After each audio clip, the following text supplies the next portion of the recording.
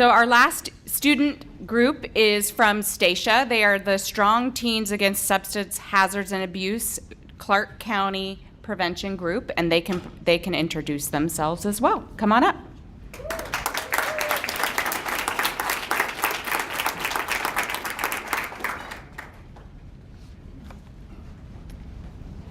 you hit that, it'll move the slides for you, the bottom one.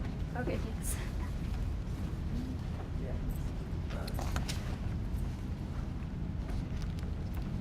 All right, everyone, thanks for being here, I guess. We're going to get started.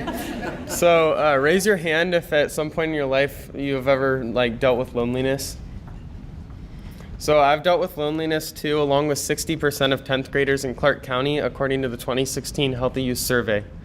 So this is something we wanted to address with our Spring Youth Forum project. The Spring Youth Forum, as Joy said, is a Washington State event that gives youth prevention groups around the state a chance to share a prevention project that they worked on all throughout the year. We learned from other teams and presented a project that demonstrates innovation, sustainability, impact, presentation, style, professionalism, collaboration, and partnerships. As community members, you all can partner with a prevention group that you are familiar with to help them design a prevention project to share at the Spring Youth Forum. And as you see, this is our group, and we're from Clark County. We are Statia, which stands for Strong Teens Against Substance Hazards and Abuse. We have 26 members total, and we have 6 today with us. And my name is Ian, and I go to Seton Catholic. My name is Jane. I go to La Center. I'm Emily. I go to iTech Preparatory. I'm Chase. I go to Union. And I'm Maddie, and I go to Richfield. Next slide, please. Well, what we had was a 2-part project, and our first part, we planned a local Teens Care 2 Summit in partnership with Connect Evergreen Coalition. By the way, if you're just part of it, can you please stand up? We'd just like to give a special thank you. Thank you. If anyone, please stand up. Thank you. Yeah, thank you. And like I was saying, it focused on skill and relationship building. And what we wanted out of this was to promote youth voice, build coping skills, connect youth to youth and supportive adults into their community, and know that asking for help is good.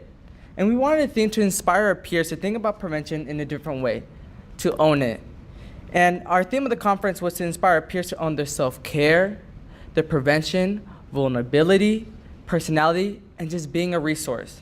Our second part, we also designed and gave a 45-minute workshop that was developed by the Cannabis Conversations Friend-to-Friend Toolkit developed by Youth Now and Prevent Coalition, which I will now pass out shortly. This last year, we lost one of our own station members to suicide, and in response, we wanted people to know how to help their friends in hard times. We want people to know their resources and when to reach out to an adult for help to prevent this from happening to others. Now, the Healthy Youth Survey asks, if you feel hopeless, who would you most likely turn to for help? The options were a sibling, a teacher, a counselor, parent, pastor, other adult, and friend. Guess who they most responded to? Yell it out. Friends. That's right. Most Clark County 10th graders said that they would reach out to a friend. Now, my friend Chase and Ian are passing out a toolkit of the things that we taught in our workshop, and each table gets a script so you can use it and adapt it in your own community. Overall, this was an 8-month process. It took a lot of dedication and hard work, so if you guys are interested in doing a project like this, make sure to leave time in your year and start early. Our timeline also really shows how the Strategic Prevention Framework model fits into our process. We reviewed data, considered what our community needed, connected with partners, found community resources. As you can see, we planned a lot. And we implemented, evaluated, and we shared our work.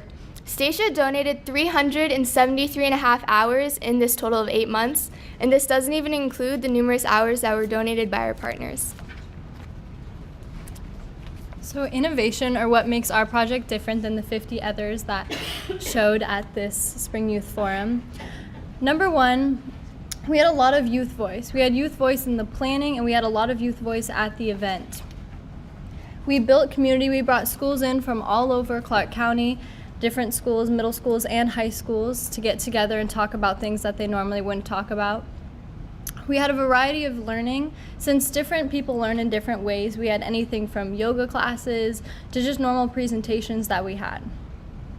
We also promoted this event a lot on social media. We promoted during, after, the planning, and all the things that happened at the event. We had a photo booth and we posted a lot of those pictures, as you can see on the slide. We had powerful and educated speakers that were not only educated and knew what they were talking about, but were very relatable and easy to communicate with the kids. We had peer education when we taught our own workshop. We educated kids and we got them talking. We made them feel comfortable because we are their peers. So we wanted to make sure this project was sustainable and could be done by anyone who wanted to do the same project. So we put our script online, and you can find them at those two resources, youthnow.me and Stacia Clark County website. And also take the script and make changes to it if you guys like, because all of us are different, and so our needs are going to be different as well. And also, if Ian hasn't already, he will pass out the script to each of the tables. I already have. Okay, well, he has. Or Chase. So this summit project happens every 2 years, and we want to make sure that we can keep this summit alive. And to do this, we do evaluations, we show what works and what doesn't work, and document how to make the youth an equal partner. So it's not just run by the adults, but the youth voice is really present in our presentations. And we have a lot of partners who are even willing to do it again and are always willing to help us with whatever we need. To create a summit of your own, choose a fun theme, like Own It. Make sure to have lots of partnerships and use planning materials and resources. Also, having strong youth-friendly speakers, workshops that engage the youth and have a youth voice. Now, since September of 2017, we were fortunate to collaborate with many different organizations to help create our project and host our event. They assisted in many different aspects, such as general planning and preparation, food and decor, money and resources, transportation, workshop speakers, prizes, and more. And our number of partners reflects the needs for these types of events in our community, and that our community is ready for prevention. Here are just a few of the partners we would like to give our thanks and appreciation to. We had 6 prevention coalitions involved. Subway, Costco, and Kind Bars donated food, and our local sheriff's office donated a significant amount of money. Without these crucial partners, our event wouldn't have been able to happen, let alone make the impact that it did. If you do an event like this, don't do it alone. The more partners involved, the better the event. And we also want to thank our school staff for letting your own students attend this event. We had many of the schools that are even here today let their students attend, such as Hudson's Bay, Discovery, Evergreen School District, La Center School District, Washougal, and more.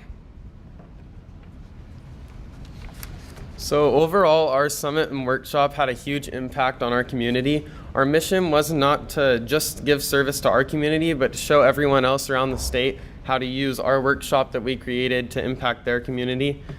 So we created a pre and post survey measuring how certain themes were contributed to the youth after this. One number that I'd like to point out is that before the summit, only 70% of students believed having real connections with adults was important. After our workshop and the entire summit, that number jumped to almost 81%, which is a huge increase.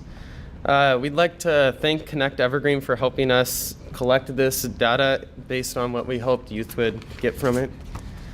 I'd also like to point out a few cool numbers. At the whole summit at Teens Care 2, there are 168 students in attendance. We had $12,000 donated from the community. There were 10 different skill building workshops, including ours, and we had 29 committed volunteers other than us station members.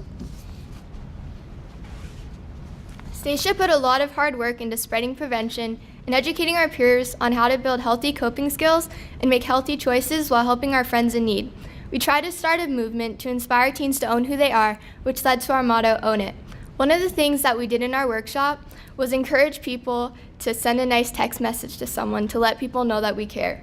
As we conclude, we challenge all of you guys to send a text message or an email, if that's a cool way to do things, to someone that you care about. Some examples could be, by the way, I think you're amazing, or hey, I just wanted to let you know that I'm thinking about you. Or you could just tell someone in person how much you care, like your best friend right here, how amazing she is and how much you love her. She already knows that, but if anyone's interested in learning more about our project, you can go online and view our resources. We have scripts available, and if you guys have any questions, please feel free to approach us because we love meeting new people. Thank you guys for listening.